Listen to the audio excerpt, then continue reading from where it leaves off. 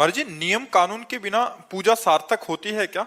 हाँ, नियम कानून एक तरफ है, भाव एक तरफ है। अगर भाव में भर करके नियम कानून का खंडन भी होता है तो उससे कोई फर्क नहीं पड़ता। जैसे श्री कर्मा बाई थी, उन्होंने विचार किया कि जगन्नाथ जी को दिन में तो खूब भोग लगता है, लेकिन जब रात में पट बंद हो जाते हैं तो उनको भूख लगती होगी। उन्होंने अपने भाव से विचारा तो 3 बजे तड़के उठकर बिना नहाए धोए सबसे पहले खिचड़ी बनाई और जगन्नाथ जी को रो के पुकारती तो जगन्नाथ जी आने लगे, उनकी गोद में बैठ जाते और वो पूरी खिचड़ी पवाती। एक दिन 7 बजे लगभग सुबह स्नान करने जा रही थी तो एक संत भगवान मिल गए जो नियम कानून को जानने वाले थे और नियम से चलते थे। उनका कर्मा भाई स्नान करने जा रहे हो? बोले हाँ। बोले किस प्रकार की तुम भक्त हो कि सूर्य उदय हो गया अब स्नान करने जा रहे हो? अरे भक्त तो तड़के स्नान करते हैं। तो उनका तड़के तुम ठाकुर जी का भोग बनाते हो। अरे राम राम, कितना बड़ा अपराध करते हो, बिना स्नान किए बिना पवित्र हुए भोग बना के ठाकुर जी को, ये तो अपराध है। अब उन्होंने दूसरे दिन पहले स्नान और सब दिनचर्या की और भोग बनाया। जो ही एक कवल पवाया सो वहाँ पर्दा मंदिर का हटने को ठाकुर जी अंतर ध्यान हो गए। अब वहाँ खिचड़ी मुंह में लगी थी तो जगन्नाथ जी के पार्षदों ने पूछा अभी तो भोग पधराया नहीं,